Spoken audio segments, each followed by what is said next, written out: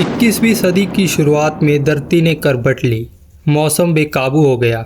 कहीं बर्फबारी ने शहरों को ज़मींदोज़ कर दिया तो कहीं आग ने जंगलों को निगल लिया। धरती पर पूरा का पूरा मौसम बिल्कुल तहस-नहस था।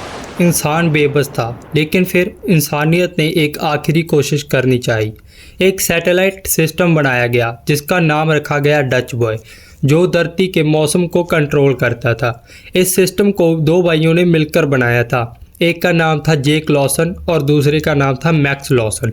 जेक एक साइंटिस्ट, रिबेल और जीनियस था। मैक्स एक डिसिप्लिन्ड और इमोशनल व्यक्ति था, पर दोनों का मकसद एक ही था, दुनिया को बचाना।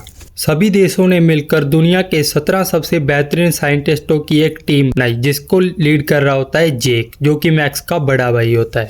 अब मैक्स को ये पसंद नहीं था कि वो जेक के नीचे लगकर काम करे, तो वो वहाँ की सरकार के साथ मिलकर जेक को इस ऑपरेशन से हटा देता है। अब इसके बाद धरती पर सब कुछ ठीक चल रहा होता है, लेकिन अचानक कुछ तो गलत होने लगता है। एक सैटेलाइट ने हांगकांग में एक पूरा शहर जला दिया था, लेकिन किसी को समझ नहीं आया क्यों। सभी साइंटिस्ट मिलकर सोचने लगते हैं कि अब क्या किया जाए। तभी नासा डिसाइड करता है कि जेक, जिसको कि मिशन के लिए बाहर कर दिया गया था, अब उसको वापस बुलाया जा रहा था। अब जेक का मिशन था स्पेस स्टेशन ISS पर जाकर धरती पर हो रही घटनाओं के बारे में पता लगाना। जेक जैसे स्पेस स्टेशन पर पहुंचता है तो उसे पता लगता है कि डच बॉय को किसी ने हैक कर लिया था, और वो कोई और नहीं, मैक्स के नेटवर्क में ही छुपा एक पॉलिटिशियन था।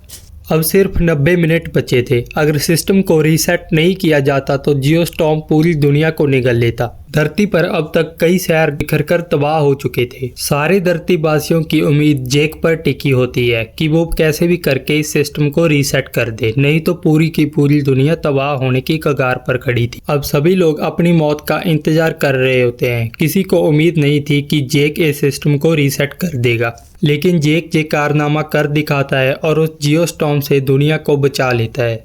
लेकिन तभी जेक और उसकी साथी महिला अंतरिक्ष में फंस जाते हैं, और अब मैक्स की बारी होती है अपने भाई के लिए कुछ कर दिखाने की। तो मैक्स एक मैक्सिकन सैटेलाइट को कंट्रोल करके जेक के पास भेजता है और उन्हें सेफली धरती पर लैंड करवा देता है। अब जेक, जो कि पहले पूरी दुनिया की नज़र में अपनी रिस्पेक्ट खो बैठता है, अब वो पूरी दुनिया के सामने एक हीरो बनकर खड़ा होता है, जिसने कि पूरी दुनिया को तबाही से बचा लिया होता है।